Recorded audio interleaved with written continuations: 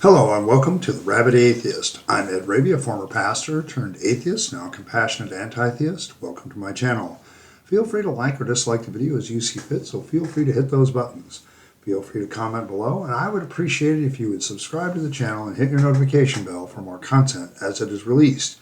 You're also free to share my videos as much as you like. The purpose of this channel is educational in regards to atheist and deconversion issues and any issue related to those issues. Today I want to continue on my series of Helping the Apologists. This is kind of my second go around with some of the arguments for the existence of God. And it was a close heat this week of trying to figure out who was going to come out on top. But by one vote, the argument from personal experience wins.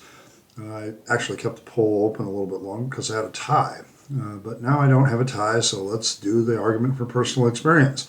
Now, I've done this argument before. I actually did this a couple of years ago. I'll link the original video above my head because it has some different examples that I'm going to use today. But basically, the argument from personal experience, and the best way I can put it, is I have had X experience. My interpretation of said experience is infallible, and so therefore, I believe this is a genuine argument, and so therefore, this exists. Basically, you could steelman it even better and saying my interpretation of my personal experience is infallible. I have experienced X, so therefore X is true. It's the best I can really do. I remember when I was sitting in apologetics class for like the first day, and this is a Pentecostal Bible college, and the first thing the apologetics professor told us was, your personal experience doesn't validate anything.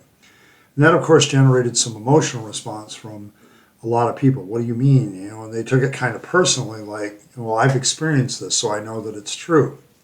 One of the reactions that you do get a lot when you relate that you don't believe people's personal experiences, they accuse you, well, you're saying I'm a liar. I said, no, I'm not saying you're a liar. I'm saying that your interpretation of your personal experience may be in error. And then, of course, a lot of people accuse you of all kinds of things at that point, from well, you don't understand, or all the way up to you're gaslighting me. I would like to make it very clear. I don't think anybody gaslights anybody unless they have malevolent intent and they try to get people away from what they know is rationally real and put them on something that's not there.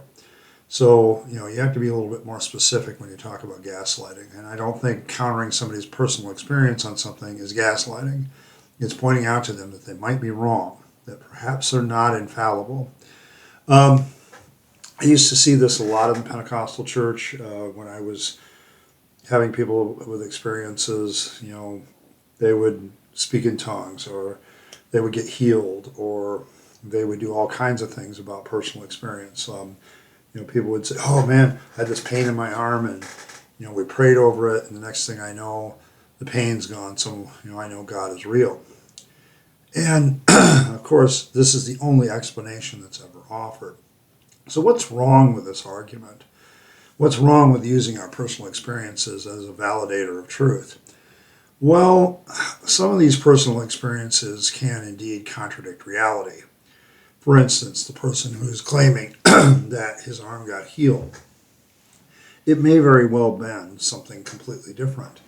The thing about us, when we truly believe something to be true, we can often create the placebo effect in ourselves and thus reduce pain, even reduce symptoms using the placebo effect. And it doesn't have to be an actual medicine you take.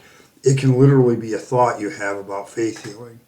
I think a lot of the minor sort of faith healing that is done, and so even some of the major ones that seems to be done, is a result of this kind of placebo effect or things like that, where people pray for something, and then of course, their endorphins or whatever hit that spot and they feel better, and it becomes an effect that kind of helps them get healed. It's also possible that there was never really anything wrong with them. They were just perceiving something, maybe even having a psychosomatic thing, and then they get prayed over and the psychosomatic thing goes away. As a former Pentecostal preacher, I can tell you, it doesn't take much to get people's expectations up if they already are preconceived to believe that God does the supernatural. Then they begin to interpret everything through that supernatural lens. Whether or not that lines up with reality is irrelevant. And so a lot of the problem with personal experience is it just doesn't line up with reality. Also, the second thing about personal experiences is that a lot of them are mutually exclusive. If you have a person who believes that they've seen visions of their previous life and thus believe in reincarnation, say from Hinduism, and then you have somebody who has a near-death experience and claims, no, I saw my 24 virgins, I know Islam is real, that sort of thing, and I know, Muhammad is his prophet, and because I saw, I actually saw my heaven, but, Allah brought me back. These are both contradictory. They can't both be true.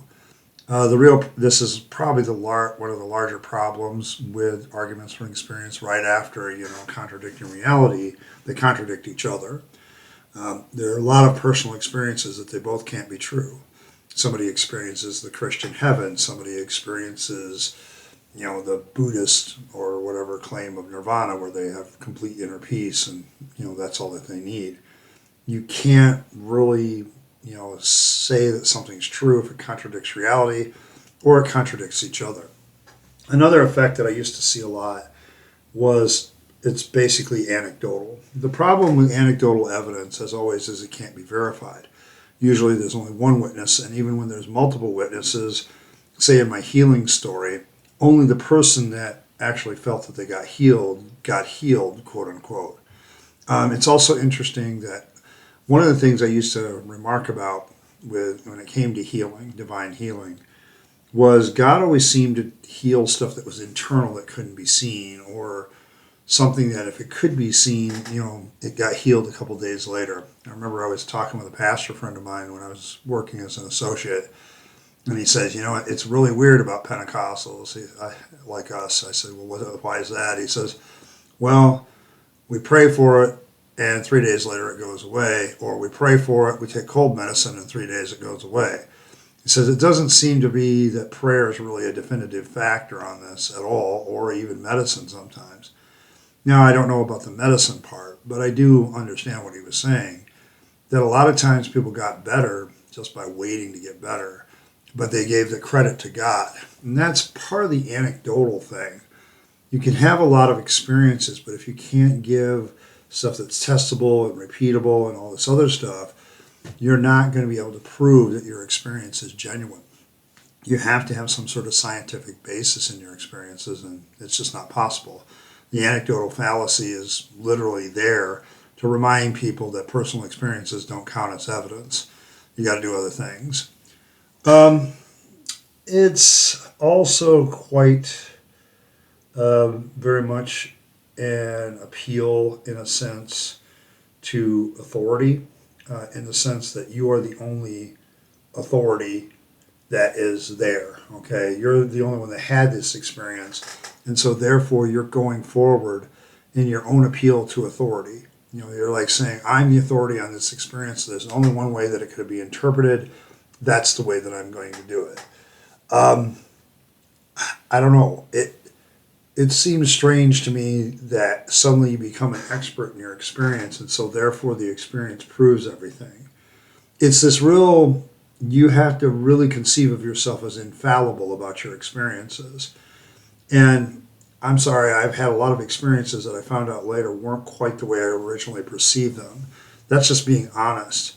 And if you're going to sit there and say, I've had this spiritual experience, and therefore, it is true because I have had it, you are really appealing to your own authority about that experience, and that's an appeal to authority. It kind of goes along with appeals to authority from scriptures and holy books. This character, scripture, had this experience, therefore this experience is genuine. No, it doesn't work that way. Okay, we have to have something testable, repeatable, and all of that. We don't have that with personal experiences. Part of it's also an appeal to ignorance. Not all arguments from experience do this. Well, I don't know of any other explanation, so therefore it must be this explanation. And often what you're doing with an appeal to ignorance is you're just saying, I can't imagine it, I can't think of it, so therefore the only thing I can think of must be the truth. That doesn't work, because just because you can't conceive of an alternative explanation doesn't mean there aren't alternative explanations. Now, I saved another one that I normally, last time I put this earlier up on the list, but I'm going to save this one for last because I want to talk about how, as a preacher, I used to get people to believe these things were miracles, including myself. Remember, faith is kind of autodeceptive. So, no, check that. It's not kind of, it is autodeceptive. But that's appeal to emotion. I've said it before on this channel very recently. If you can get people into the right emotional state, you can tell them anything and they'll believe it. You can get them to start to perceive reality differently. The thing about my Pentecostal experience that I learned is that if I set emotional expectations of what was going to happen, we often did this with like revivals. We'd have a revival, so the expectation in a revival, a Pentecostal revival, is that there's going to be more spiritual experiences. People are going to be speaking in tongues. People are going to get healed. There's going to be miracles that happen. And you gin this up week after week after week. Then finally you have this 3-day, 5-day revival, and everybody, comes and hears the preaching and has that expectation, and bam, something happens. And then everybody interprets it through that emotional lens. And Pentecostals are really, really good at this. We have that upbeat worship music. We hype up the authoring with the tithe message. We have all these, we kind of get the announcements out of the way right before the service so it doesn't interfere with anything. We have prayers that just call about the expectations of what's going to happen, and then the message is expect your miracle, expect God. And the people have already come there with an expectation that something's going to happen. But it creates this appeal to emotion. You don't want to be left behind of getting some sort of experience from God. You don't want to have God look past you and not help you. You don't want this, you don't want that. And it's really, you want to really feel good. There's this emotional appeal like this is what's going to happen. And nearly everyone that I had the pleasure to run across, there was this appeal to emotion. That you can have these experiences, and they're very emotionally tied experiences. That's why you'll believe them so long. When I was a young boy and later as a youth, one of the things that got me was the altar. I would go to the altar, I'd have these emotional experiences. I'm not a very emotional person thanks to autism, but at the altar I could have these emotional experiences, and this kind of, for me, it validated that the experience was real because I didn't have them very often. And I often wonder that how many people, they go to the altar and that validates I'm meeting with God, okay? And it's this emotional experience. But that doesn't prove anything. Emotion has never proven one thing. Okay, I even had a Pentecostal friend who used to say, feelings are not right or wrong, they're just feelings. Okay, they can't determine what is right or wrong. And they were kind of a charismatic Pentecostal type believer, but even they recognized that emotion wasn't the thing that really validated experiences, at least not to them. I'm not sure what it was that validated for them, but I knew that one wasn't it.